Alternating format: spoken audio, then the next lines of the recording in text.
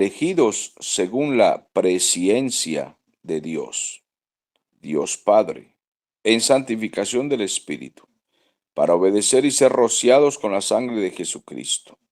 Gracia y paz os sean multiplicadas. Bendito el Dios y Padre de nuestro Señor Jesucristo, que según su grande misericordia nos hizo renacer para una esperanza viva por la resurrección de Jesucristo de los muertos, para una herencia incorruptible, incontaminada e inmarcesible, reservada en los cielos para vosotros, que sois guardados por el poder de Dios mediante la fe, para alcanzar la salvación que está preparada para ser manifestada en el tiempo postrero, en lo cual vosotros os alegráis, aunque ahora, por un poco de tiempo, si es necesario, tengáis que ser afligidos en diversas pruebas, para que sometida a prueba vuestra fe, mucho más preciosa que el oro, el cual, aunque perecedero, se prueba con fuego, sea hallada en alabanza, gloria y honra cuando sea manifestado Jesucristo. Bueno, la palabra del Señor hoy nos ayuda y nos alienta. Cuando el apóstol Pedro escribió esta carta, los cristianos estaban siendo perseguidos, arrestados y condenados a muerte. El apóstol Pedro dice que él escribe a los expatriados, esto es a los expulsados, a los perseguidos. Los habían echado de Israel y el ejército romano los perseguía por todas partes como los gatos persiguen a ratones. Ellos tenían que irse a otras ciudades. Yo quiero que ustedes piensen esto. Abandonar sus propiedades, abandonar sus casitas. Los que vivían pues más o menos regular también abandonar sus propiedades. En ese tiempo, como estaban bajo el Imperio Romano, no tenían la oportunidad de ser multimillonarios, no tenían esa oportunidad, pero sí podían trabajar y tener algunas propiedades y prosperar. Tenían esa oportunidad. De hecho, la Biblia dice que algunos tenían posesiones, en fin. Entonces, los expatriaron, los echaron, empezaron a perseguirlos y el apóstol Pedro menciona algunos de los lugares donde ellos estaban, en el Ponto, Galacia, Capadocia, Asia y Bitinia, que eran provincias y regiones tomadas por el Imperio Romano. Pertenecían a Roma porque el emperador era el que gobernaba sobre todos esos lugares. Y ellos huían buscando de ciudad en ciudad donde no los persiguieran. Entonces, el apóstol escribe esta carta y para alentarlos, él les dice que se acuerden que ellos han sido elegidos, elegidos según la presciencia de Dios, que es la presciencia. La palabra pre significa antes, con anterioridad. La palabra ciencia significa conocimiento. Entonces el apóstol Pedro le dice que ellos han sido elegidos por Dios según la presciencia. Entonces el Señor conoce todas las cosas y ellos fueron elegidos antes de la fundación del mundo porque el Señor ya los conoce. A quienes son suyos, Él ya los conoce. Entonces, esta carta es para alentarlos, para darles ánimo, a pesar de que están siendo perseguidos. El apóstol le dice, acuérdense que ustedes han sido escogidos. A pesar de que están siendo perseguidos, el apóstol Pedro les dice, ustedes tienen un privilegio, están siendo perseguidos en la tierra, pero ustedes ya según la presciencia de Dios le pertenecen a Él. Así de que no se afanen, porque ustedes fueron rociados con la sangre de Jesucristo. Aquí usa un término, rociados, que era la forma como en el Antiguo Testamento, cuando se hacía el sacrificio, con la sangre había que esparcirla, salpicarla por ciertos lugares, y entonces el apóstol Pedro usa esa ilustración. Le dice, ustedes fueron rociados con la sangre de Cristo, tengan ustedes paz, que la paz les sea multiplicada. ¿Cómo puede multiplicarse en nosotros la paz? ¿Cómo podemos tener paz si estamos siendo perseguidos de ciudad en ciudad? Hemos tenido que salir con nuestra esposa, nuestros niños, corriendo. Nuestras propiedades quedaron allá y esas propiedades las perdían. Si no se las quitaban, las quemaban. Si alguien no se adueñaba de eso, de todas maneras, de alguna forma ellos perdían eso. Y se daban cuenta que en la tierra no tenían nada y que lo que tenían era al Señor. Es bueno que nosotros sepamos que en la tierra no tenemos nada seguro, porque lo que tenemos, bueno, es nuestro. Voy a ponerles un ejemplo. En Venezuela, muchos tuvieron que salir expatriados, esparcidos. E incluso los colombianos que vivíamos en Venezuela, pues también, de alguna manera, también salimos del país y dejamos algunas cosas, algunas propiedades en el país. Y a veces los que tenemos un par de cositas allá, como yo tengo dos terrenos en Venezuela que están medio abandonados, disculpen, porque no pude pues terminar una casa en esos lugares, en fin, los compré y se quedaron ahí. Y todavía los tengo ahí porque no he podido negociarlos, venderlos. No aparece un cliente para poderle vender esos terrenos, dos terrenos grandes para hacer unas casas inmensas y no he podido venderlos. Entonces, uno sale y siempre está pensando que, oye, es posible que alguien le invada eso. Y yo he tenido que ir, echar un vistazo, una vuelta a los terrenos para mirar que, pues, que estén ahí, que nadie se ha apropiado de eso, en fin. Ahora, hay gente que dejó sus casas amobladas. Nosotros, como no teníamos casa propia, la mudanza, las cosas, las pertenencias, lo que son neveras, camas, todas aquellas cosas, las habíamos dejado en una casa alquilada. Pero había el riesgo de que, bueno, los bandidos se metieran a robarse esas cosas, en fin. Entonces siempre hay ese riesgo y uno piensa, bueno, ¿será que voy a perder estas cosas o las voy a poder recuperar? Por fortuna pudimos recuperar algunas cosas, la mayoría de las cosas se pudieron pasar en camiones hacia Colombia y bueno, eso por milagro porque no es tan fácil. Yo no les cuento con detalle porque es muy largo el asunto, pero por milagro se pudieron pasar, recuperar esas cosas. Ahora, en medio de todo esto, uno se pregunta, Señor, si yo le estoy sirviendo a usted, ¿por qué tuve que abandonar mis propiedades, mis cosas, los terrenos allá se pueden perder, en fin? Y me pongo a pensar en los que tienen casa propia y que yo conozco gente que tiene casa y la tienen amoblada y que realmente tenían pues más o menos dinero, incluso carro en el estacionamiento, uno o dos carros abandonados porque la gente tuvo que irse para otros países, Colombia, Estados Unidos, Centroamérica, España, lo que sea, y abandonar sus cosas. Y se pregunta uno, Señor, ¿por qué tuvo que pasar esto? Ahora bien, esto le pasó a muchos inconversos, pero también hablemos del pueblo de Dios. También le ha tocado a cristianos salir del país y dejar sus propiedades abandonadas. Y la pregunta, ¿hay la posibilidad de que esto se pierda? ¿De que perdamos estas cosas, de que alguien nos invada los terrenos, propiedad de las casas y se quede con eso? Bueno, tenemos que ser muy claros. Sí hay la posibilidad, sí la hay y se puede perder. En esta tierra no tenemos nada seguro. Yo lamento por los, voy a hablar de cristianos primeramente, porque los inconversos ya sabemos que ellos tienen su corazón apegado a sus propiedades. Ellos dicen, eso es mío, ellos dicen, eso es mío y nadie me lo quita y el que me lo quita se mete en problemas porque yo no respondo, yo soy Rambo, yo soy no sé qué. Bueno, ese es vocabulario impío. Los que no conocen a Cristo hablan así. Pero voy a hablar aquí al pueblo cristiano.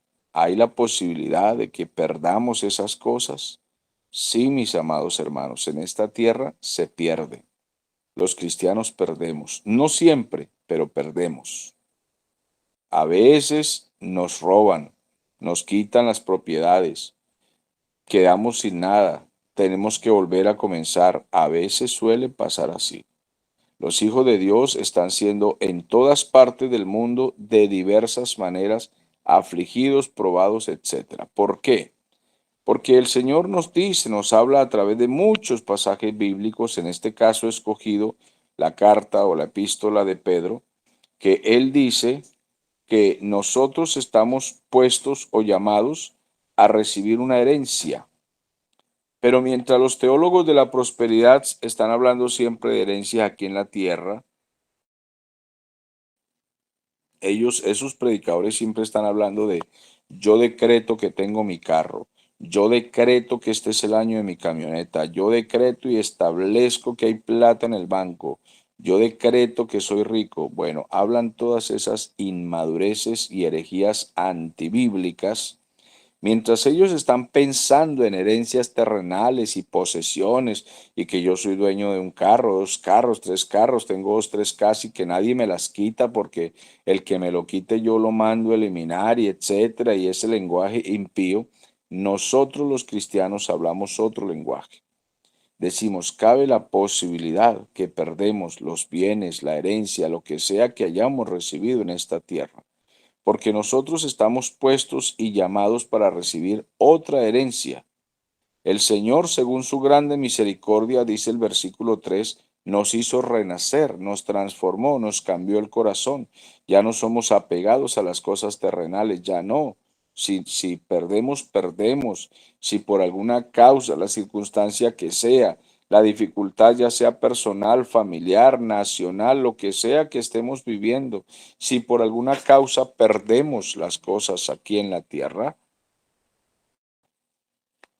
nosotros estamos llamados para una herencia incorruptible, dice aquí el versículo 3, que nosotros hemos nacido para una esperanza viva, por la resurrección de Jesucristo de los muertos, para recibir una herencia incorruptible, incontaminada e inmarcesible, que está en dónde. No dice que en Venezuela.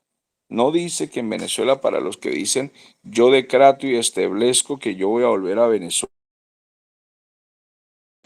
porque Venezuela es la mina de oro, es el jardín del Edén, es yo no sé cuánto, bueno.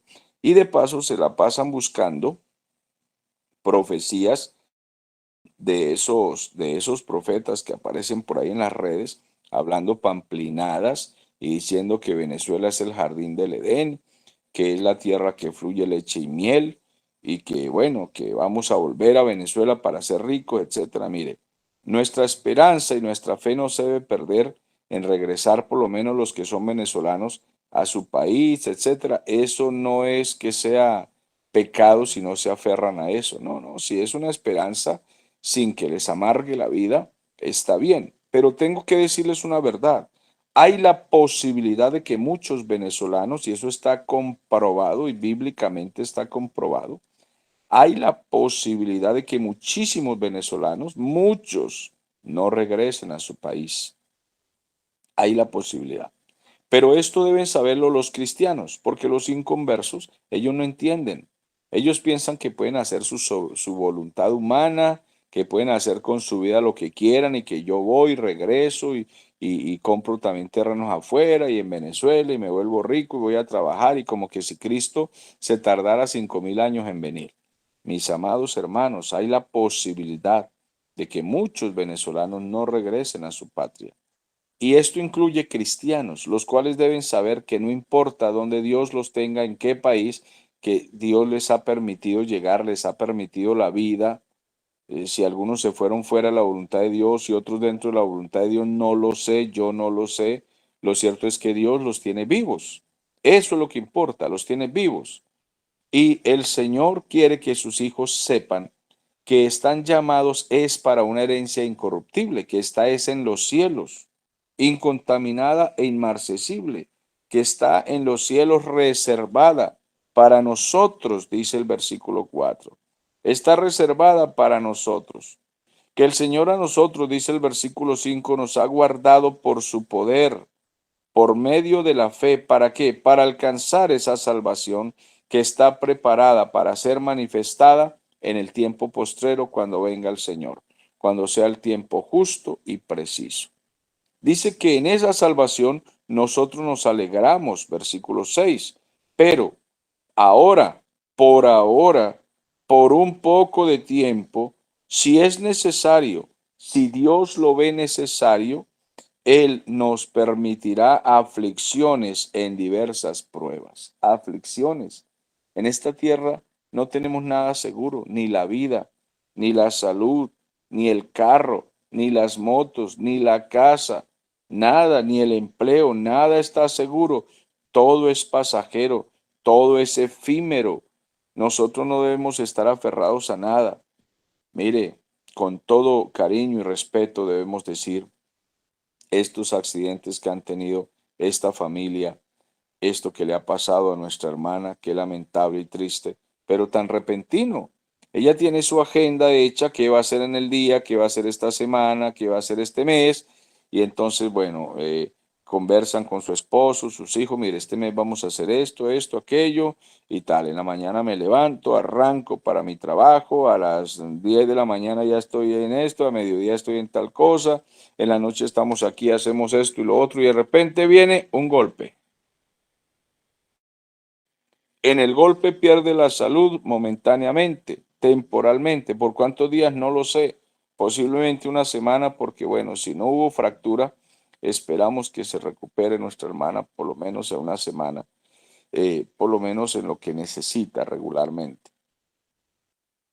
Si hubiese habido fractura, la cosa se nos va más largo. Y a veces hay que poner tornillos a las personas, más largo el asunto.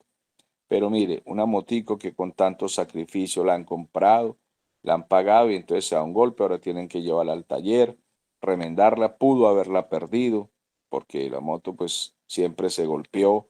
Entonces, en esta tierra nosotros no tenemos nada seguro.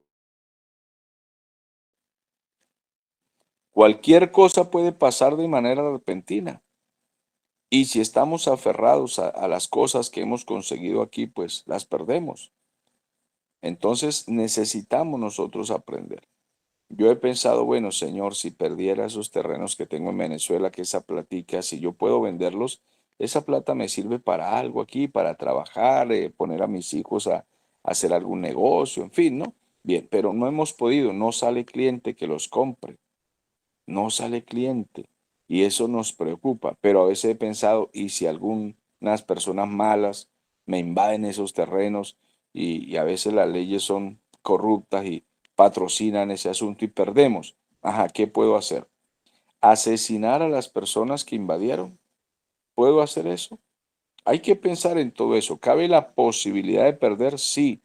¿Cabe la posibilidad de que venezolanos no regresen a su país? Yo decía que no me iba de Venezuela, que estaba muy amañado en Venezuela. A pesar de ser extranjero, quería vivir en Venezuela, pero las cosas se pusieron muy difíciles en todo sentido y tocó salir. Entonces, supuestamente yo decía que yo no salía de Venezuela, pero noten que no es lo que usted diga por la fuerza, sino que finalmente, mire, que estamos haciendo la labor en otro lugar, de manera que no esperábamos, que no estaba en nuestros planes.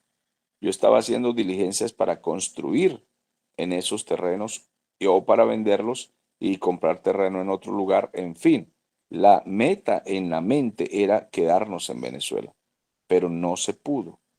Entonces, pensemos en estas cosas que el Señor nos permite vivir cosas difíciles y somos afligidos y la vida nos cambia. Y tocó irnos del país y comenzar de prácticamente desde cero en otro país, comenzar aquí en lo que es nuestro país que no pensábamos estar, pero comenzar una nueva obra, comenzar esto, aquello, bueno, restaurar muchas cosas. Mi amado hermano, en esta tierra no tenemos nada seguro.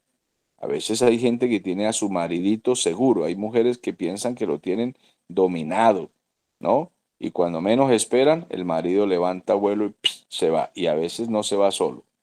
Entonces se perdió todo el esfuerzo y bueno, hay hombres que piensan que tienen su mujer asegurada. Mire, en esta tierra no tenemos nada seguro, nada. Hay señoras que se han ido. Tengo un amigo, bueno, varios, pero voy a recordar en este momento un amigo que la señora se fue, se llevó, creo que fue la niña pequeña, eso fue lo que se llevó y le dejó los otros dos hijos al varón, al esposo. Y ella se desapareció simplemente y los dejó abandonados incluso a los muchachos, a los hijos, y se fue, bueno, y lo abandonó a él. Entonces, él pensaba que la tenía dominada, que bueno, que esa era su esposa y que hacía lo que él decía. Y de la noche a la mañana ella, ni corta ni perezosa, agarró vuelo y se fue. Así es de que en esta tierra muchas cosas las podemos perder.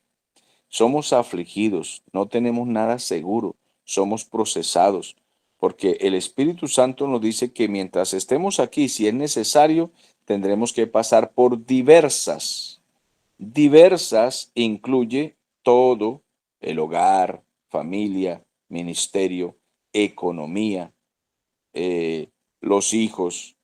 A veces los hijos se nos descarrilan, bueno, se vuelven personas que nosotros no esperábamos que se volvieran y nos dejan sorprendidos. Así en esta tierra no tenemos nada seguro de decir, yo tengo este plan, esta agenda, voy a hacer esto, aquello, y el Señor dice, bueno, usted piensa que va a hacer todo lo que usted tiene en su agenda, pero yo le tengo por ahora otra agenda y nos cambia las cosas. Yo nunca pensé estar haciendo una iglesia por esta zona, no estaba en mi mente, ¿sí? Es más, a veces pensaba que sí había la posibilidad, pero dirigir desde Venezuela una obra en este lugar, pero viviendo en Venezuela y el Señor lo hizo de otra manera. Permitió circunstancias, etcétera, y tocó cambiar los planes, pero mire, por completo. Cambiar la agenda por completo. El Señor puede cambiar nuestra agenda, Él es Dios. Él puede cambiar la situación de nuestra familia y procesarnos de maneras que nosotros ni imaginábamos que íbamos a pasar. No tenemos nada seguro. Así de que, mis amados hermanos, vamos a Santiago capítulo 1. Santiago capítulo 1, por favor. Dice la Biblia así. Santiago está después de Hebreos. Dice en el versículo 2, hermanos míos, tened por sumo gozo cuando os halléis en diversas pruebas, sabiendo que la prueba de vuestra fe produce paciencia, mas tenga la paciencia su obra completa, para que seáis perfectos y cabales sin que os falte cosa alguna. Entonces aquí Santiago nos está hablando de pruebas, pero dice que mantengamos el gozo.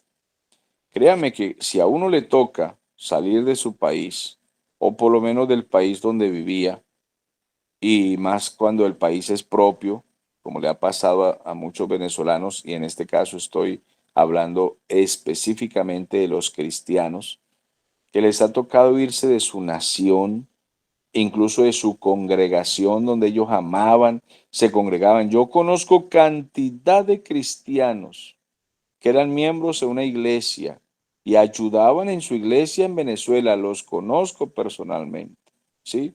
Puedo decir que entre esos está Yolimar, es una de ellas, ¿no? Pero otros más que conocemos, por ejemplo, en Bogotá he visitado amigos míos de Venezuela que eran miembros en la iglesia y eran miembros activos, es decir, trabajaban en la obra del Señor. Y es impresionante tener que irse del país, de su iglesia, de su casa, dejar todo. Mire, yo estoy sorprendido cómo les ha cambiado la vida a ellos y los ha afligido a veces la tristeza. Créame, a veces los he visto tristes. Ellos luchan por sonreír, pero no es fácil. Ahora, la Biblia dice que deben sonreír.